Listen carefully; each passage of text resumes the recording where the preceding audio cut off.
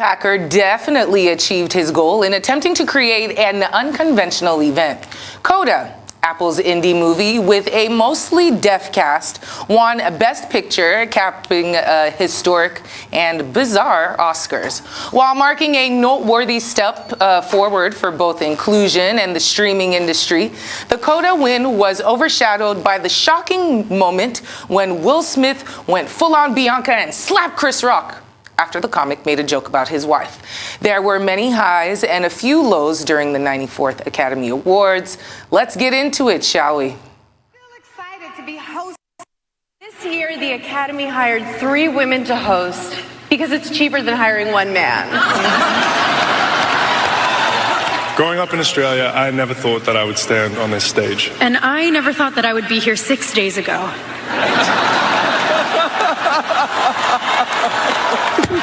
Oh, wow. Wow. Ain't nobody knocking if they try. This is hustle personified. I'm still excited to be hosting, representing Black women who are standing proud. Yes, and living out loud. Yes. Yes. Yes. Well, that was a whole lot, man. But for the latest on the just concluded 2022 Oscars, we're going to be joined by Arise correspondent, the one and only Kachi Offiah, who is in Los Angeles right now for the award season. Kachi, good to see you and welcome to your show. Everyone is talking about that episode between Will Smith, Chris Rock. But before we get into that conversation, for anyone who hasn't really been acquainted with this extremely bizarre situation, Will Smith slapped Chris Rock at the Oscars. And yeah, that's the situation. Can you give us an update live from where you are, Kachi?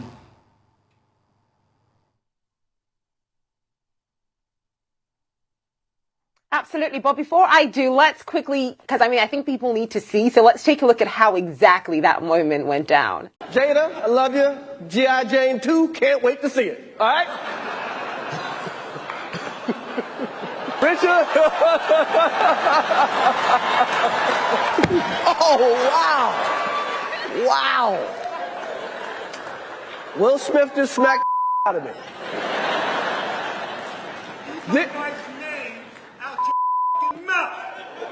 Wow, dude.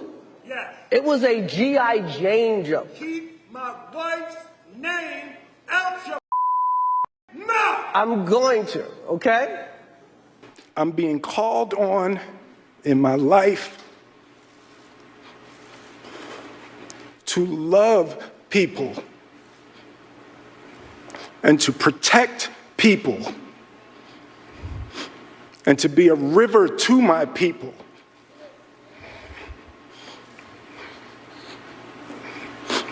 Now, I know to do what we do, you got to be able to take abuse. You got to be able to have people talk crazy about you. In this business, you got to be able to have people disrespecting you.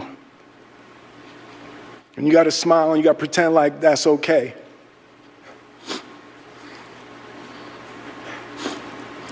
But Richard Williams, and what I loved, thank you, D.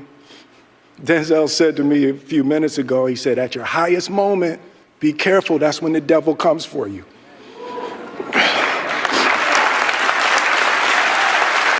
All right, there we saw it. Kachi, if you're still there with us, it seems like he apologized. But what did you think about that? Clearly it wasn't staged.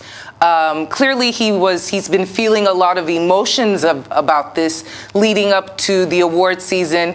And clearly all these jokes get to him. I think we assume that Will Smith is just this calm, very PG-13, lovable family guy. But does this show that artists really are human beings, and the little comments and the little things that you say to them actually do get under the skin of even the calmest individual? What do you think about that?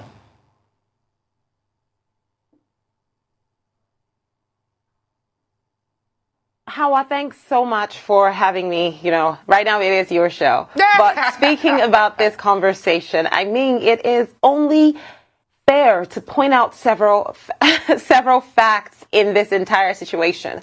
For the longest time, black women have been criticized over and over for their hair. And this is one conversation that a colleague of mine, actually, of ours, Afia Dom, pointed out to me. If it's not your hair is too coarse, it's your hair is too bald, it's your hair is too dreaded and locked, it's your hair is not straight enough, or your hair is not curly enough, or your hair is not, it's too bald, it's just not bald enough, you know? So that is one angle to this conversation, and that's why the whole conversation about Jada Pinkett Smith having alopecia, you could see she rolled her eyes in that video because it's getting tired. She herself had already stated it that, oh yeah, I have alopecia and people are going to make jokes about it because people make jokes about it, but that doesn't make it okay. Now, Chris Rock, like I initially said about this, has done this before. He's dissing, he's roasting, but clearly Will Smith wasn't having it. Could he have controlled himself better? Absolutely. I mean, he is best actor. You don't go backing people on world stages like that, but these are two men who both did things that they shouldn't have done. Two wrongs don't make it right, and I just hope we can learn from this. You know, comedians need to be a lot more sensitive. Mental health is real.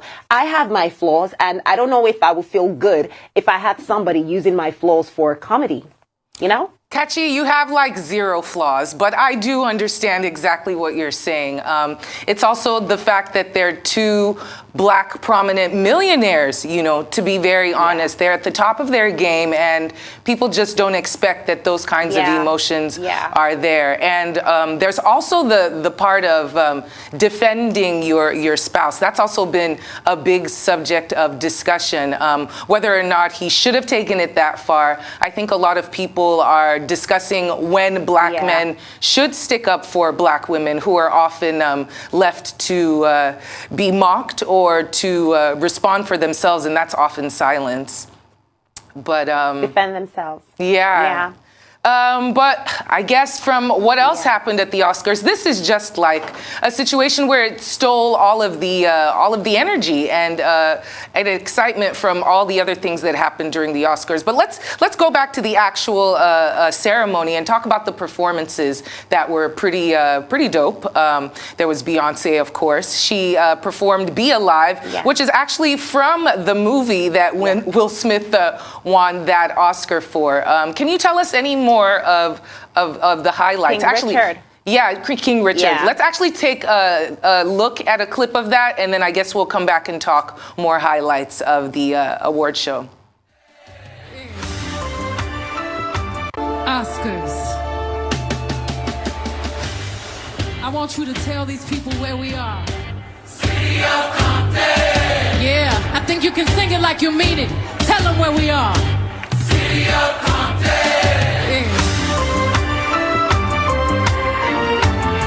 Ooh, yeah.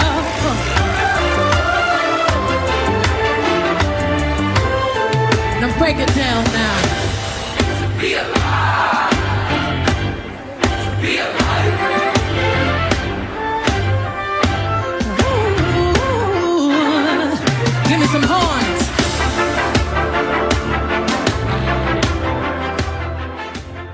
Oh, and Beyonce always killing her performances. That was so beautiful and dope. But Kachi, did you think it was a little bit odd that Beyonce was not on the red carpet?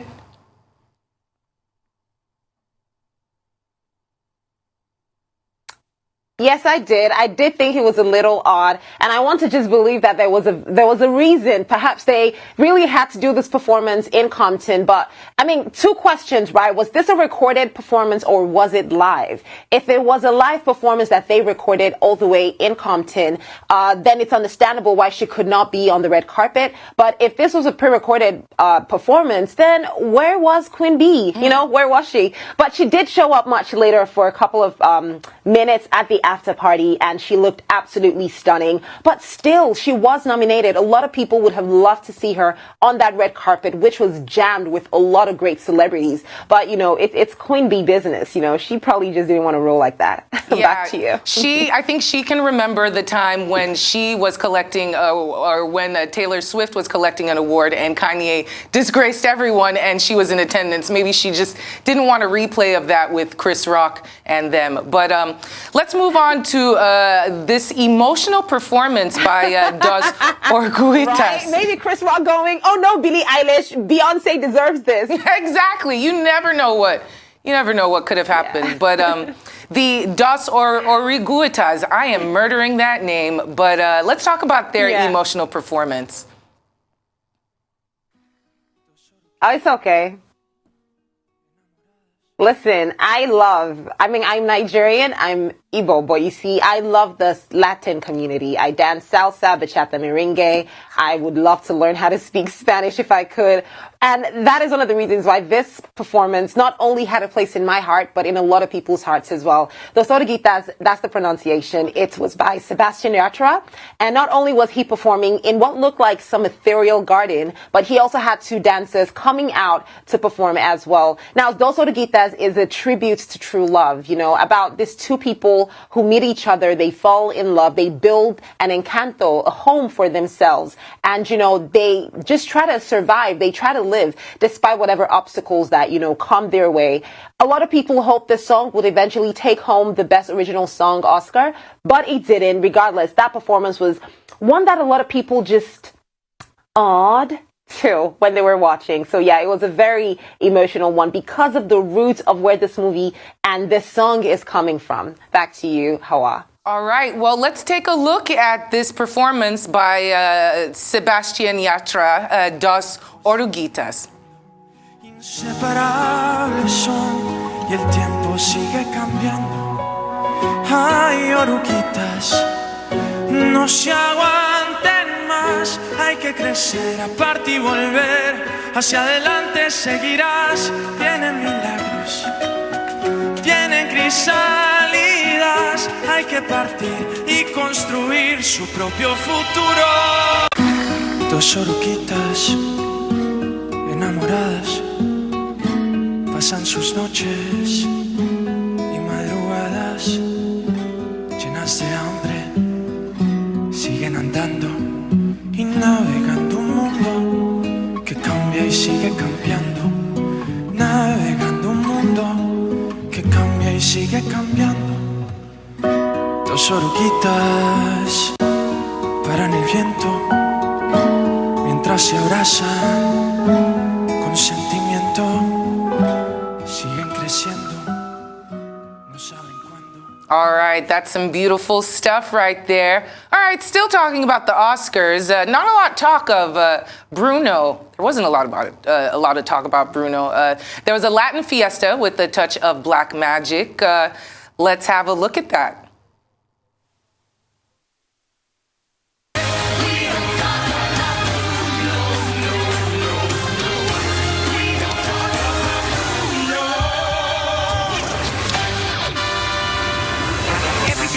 Kids wanna hear Bruno. Bruno this, Bruno that. It's a new let it go. Put my cards in. You see what you have done on Hollywood's biggest night. Best in all cinema. Magic everywhere.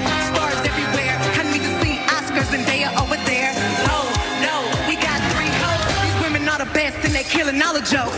So many nominees, all of them are nervous. I seen all the envelopes. They behind the curtains. Party on my hottie, got Versace on my body. I ain't talking about. Yeah, I'm talking all money. Believe I'm up next. I'm coming for that gold. You can add it to my shelf. Academy Award. Oh no, it's time for the show. Young Tina Snow, don't talk about Bruno.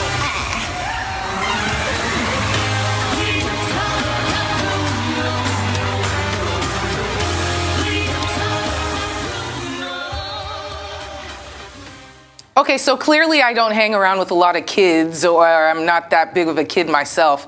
That is from the Disney movie Encanto, so we don't talk about Bruno for all you guys who know that song out there. I hope you enjoyed it, adults and kids alike. But Kachi, let's still talk about the awards. Let's talk about these award speeches. Yeah. Jane Campion, now she prepared for her speech well this time, a little bit better than she did at the previous award show where she dissed Serena and Venus, didn't she?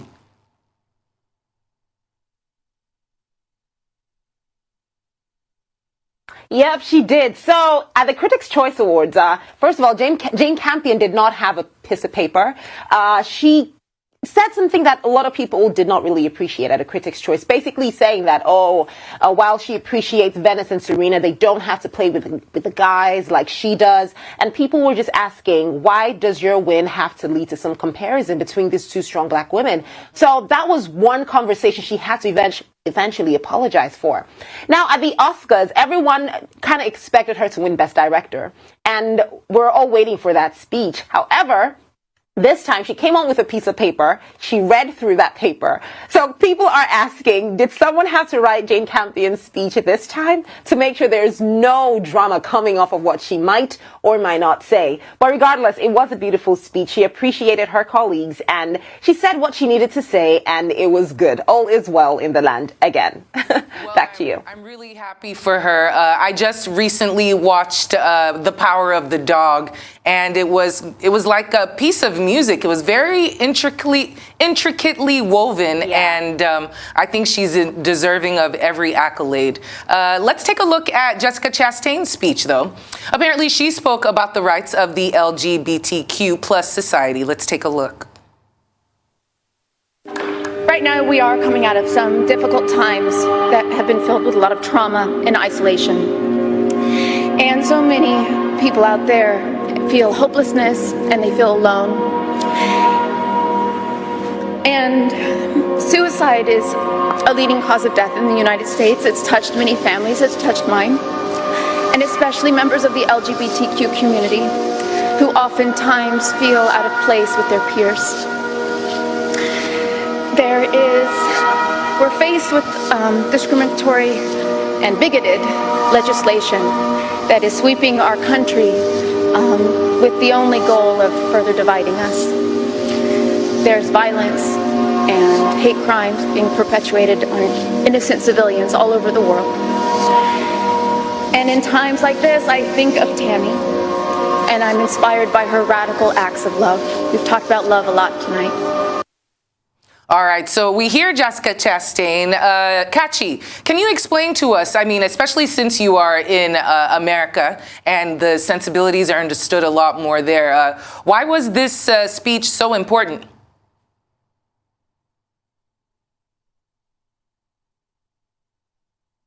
Now, to give this more perspective, over in Florida, legislators pushed a bill called the Don't Say Gay bill. Now, you may have seen on social media where you have toddlers, books that would tell you, the ABCs, but they're called the gay BCs. Basically, it borders around sexual orientation and gender identity. The Don't Say Gay bill basically restricts or bans secondary schools, primary schools within a certain age bracket from discussing these two issues. So you cannot discuss gender identities in classrooms. You cannot discuss sexual orientations. And this is all because they feel like a lot of children are being exposed to these things a little too early before they can even fully mentally understand what their own orientation is. So it's more like, oh, listen, if the will isn't broken, don't break it. Something like that. If it's not already out there, don't even open it up. Now, this Don't Say Gay bill has received a lot of criticism. Just earlier this month, staff employees of Walt Disney began a protest where they basically said that Walt Disney should basically stop any kind of project infrastructure they were building in Florida. They should not have any staff transferred over to Florida. And if there's any staff who has been transferred or asked to relocate and the staff refuses to, they should not terminate their appointment. So the Don't Say Gay bill is one that has been criticized widely, because a lot of people believe that gender identity and sexual orientation for the LGBTQ+, that's the lesbian, gay, bisexual, queer, and the others in the spectrum, these are all identities that, need to be discussed, and children, should be aware of this. In fact, it begins from grade 3. And if you're looking at grade 3, you're looking at kids, between 7, 8. So it just goes up from there, and lower as well. You cannot discuss these two things. And for the host, Amy Schumer, Wanda Sykes, Regina Hall, they felt like, listen, this is not the case. How do you say don't say gay if gay is in the phrase, and they go gay, gay, gay, gay, gay. So yeah, that's why Jessica Chastain spoke about this, because the role she played in The Eyes of Tammy Faye. Tammy Faye was a woman, a televangelist who accepted people of all walks of life, including the LGBTQ. So she had to point out that, listen, the LGBTQ space is going through a lot at the moment. Suicides are increasing on a daily, and she just hopes that that movie touches somebody out there to know that they're not alone. That's why her speech meant so much. Well, beautiful, Kachi, all the way from the abroad. It's so good to see you. Can't wait to have you back. Thank you so much for joining your program this evening.